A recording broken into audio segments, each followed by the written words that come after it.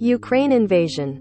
What to know as Russian forces target Kyiv. Invading Russian forces are closing in on Ukraine's capital, and the city government is warning of street fighting and urging residents to stay inside and take cover. Vienna. After a barrage of airstrikes on cities and military bases around the country, Russian forces were closing in on Ukraine's capital of Kyiv on Saturday. City officials warned of street fighting and urged residents to stay inside and take cover. Here are the things to know about the Russian invasion of Ukraine and the security crisis in Eastern Europe. What is going on in Ukraine's capital? Central Kyiv appeared quiet Saturday. Ukrainian officials reported some success in fending off Russian assaults, but fighting persisted near the capital. Skirmishes reported on the edge of the city suggested that small Russian units were trying to clear a path for the main forces. With growing signs that Russia aims to overthrow him and his government, Ukrainian President Volodymyr Zelensky called on Ukrainians to stand firm. U.S. defense officials said they believe the Russian offensive has encountered considerable resistance and is proceeding more slowly than Moscow had envisioned. Thought that could change quickly. Kyiv Mayor Vitaly Klitschko extended the city's curfew from 5 p.m. until 8 a.m. He said, all civilians on the street during the curfew will be considered members of the enemy's sabotage and reconnaissance groups. The Biden administration said it was sending Ukraine up to $350 million in arms and other defensive supplies from U.S. stockpiles, with another $250 million in defensive support possible. The Czech Republic also approved a plan to send more arms to Ukraine. Where is Ukraine's president? Zelensky, Ukraine's president, has been posting video messages of himself and other national leaders in Kyiv since the invasion began on Thursday, but his exact whereabouts were not publicly known. Zelensky was urged early Saturday to evacuate Kyiv at the behest of the U.S. government, but turned down the offer, according to a senior American intelligence official with direct knowledge of the conversation.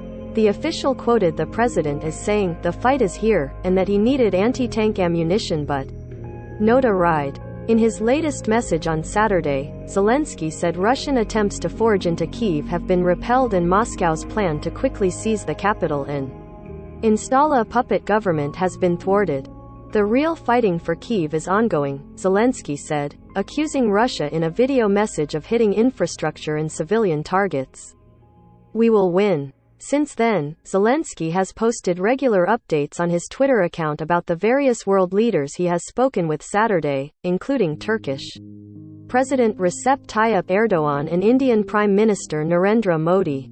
Russian troops march on in Ukraine. Kyiv officials are warning residents that street fighting is underway against Russian forces, who are trying to advance on the city from several directions.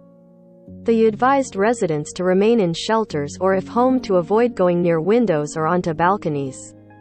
The Ukrainian military said a battle was underway near a military unit west of the city center. Mayor Klitschko said new explosions shook near a major power plant that the Russians were trying to attack. A missile slammed into a high-rise building on the southwestern outskirts of Kyiv, Klitschko said Saturday. He said rescue workers were there and posted an image showing a gaping hole on one side of the building. Russian Defense Ministry spokesman Major General Igor Konashenkov claimed Saturday that since the start of Russia's attack, its military had hit 821 Ukrainian military facilities, 87 tanks and other targets. Konashenkov didn't say how many Ukrainian troops were killed and didn't mention any casualties on the Russian side. Neither his claims nor Ukraine's allegations that its forces killed thousands of Russian troops could be independently verified. Konashenkov claimed the Russian military has taken full control of the southern city of Melitopol, 35 kilometers, 22 miles, inland from the Azov Sea coast, and said Russia-backed separatists have made significant gains in the eastern region of Donbass. Ukrainian civilians in harm's way.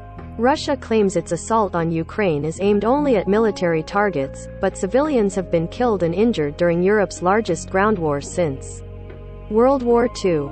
Ukrainian Health Minister Viktor Lyashko said Saturday that 198 people have been killed and more than 1,000 others have been wounded in the Russian offensive. It was not clear whether the figure included both military and civilians. He said 1,115 other people, including 33 children, were wounded in the Russian invasion. Some Ukrainians are fleeing for safety. UN officials said nearly 120,000 Ukrainians had left the country for Poland, Moldova and other neighboring nations, and the number was going up fast as Ukrainians grabbed their belongings and rushed to escape the deadly Russian onslaught. Miles-long lines of vehicles clogged border crossings, mostly carrying women, children and the elderly. Others came on trains or buses into Poland, Slovakia, Hungary, Romania and Moldova. Authorities in these countries mobilized to receive the Ukrainians, providing shelter, food and legal help. They also eased their usual border procedures, including COVID-19 testing requirements. Almost 116,000 have crossed international borders as of right now. This may go up, it's changing every minute, said Shabia Mantu, the spokeswoman of the UN High Commissioner for Refugees. It's very fluid and changing by the hour. The agency expects up to 4 million Ukrainians could flee if the situation deteriorates. Protesters turn out across the globe to criticize Russia. From Tokyo to London to Taipei, Ukrainians living abroad and hundreds of protesters around the world have turned out on the streets to show their support for. Several hundred Ukrainians living in Japan gathered outside of Tokyo's main train station Saturday, chanting, "Stop War," and "Peace for Ukraine." They held up signs including, "No war," "Stop Putin," "Stop Russia," while others waved Ukrainian flags. At a separate rally reportedly organized by Russian residents in Japan, several dozen people chanted, "Hands off Ukraine." In Taiwan, demonstrators chanting, "Stand with Ukraine," and "Glory to Ukraine," protested outside the Russian representative office on Saturday. More than 200 Ukrainians gathered outside the Russian embassy in an Athens suburb Saturday to protest the invasion, chanting slogans and holding posters with messages including, "Russia go home," "Putin burn in hell," and "We need your help, world." Turning the sanctions screws on Russia. The West has taken a military option in Ukraine off the table, but world leaders, with the exception of Moscow ally China, are preparing measures aimed at hurting the Russian economy and its leaders, including Russian President Vladimir Putin himself. The United States, Canada and European allies all announced they are adding direct measures against Putin and his foreign minister, Sergei Lavrov. EU ministers have said even further sanctions were still possible, including booting Russia out of SWIFT, the dominant system for global financial transactions. Russia on Saturday warned it could react by opting out of its last remaining nuclear arms pact and cutting diplomatic ties. The deputy head of Russia's Security Council, Dmitry Medvedev, said sanctions could offer Moscow a pretext for a review of its ties with the West, suggesting that Russia could cut them altogether.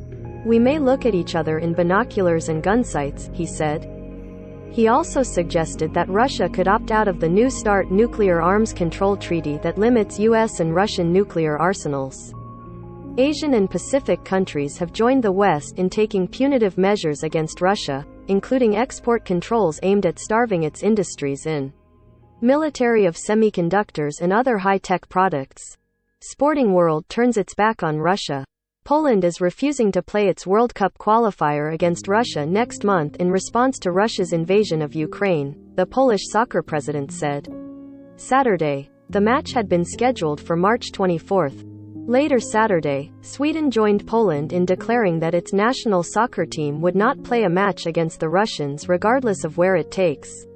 In addition, Russia has been stripped of hosting the May 28 Champions League final by UEFA WITH St. Petersburg, replaced by Paris, and Formula One dropped this season's Russian Grand Prix in Sochi in September. The International Ski Federation announced Russia will not host any more of its World Cup events this winter, and the European Curling Championship, scheduled to be held in November in Perm, Russia, will also be relocated. The International Tennis Federation also cancelled all events in Russia indefinitely. Associated Press writers around the world contributed to this report. Follow app's coverage of the tensions between Russia and Ukraine at https://apnews.com/hub/Russia-Ukraine.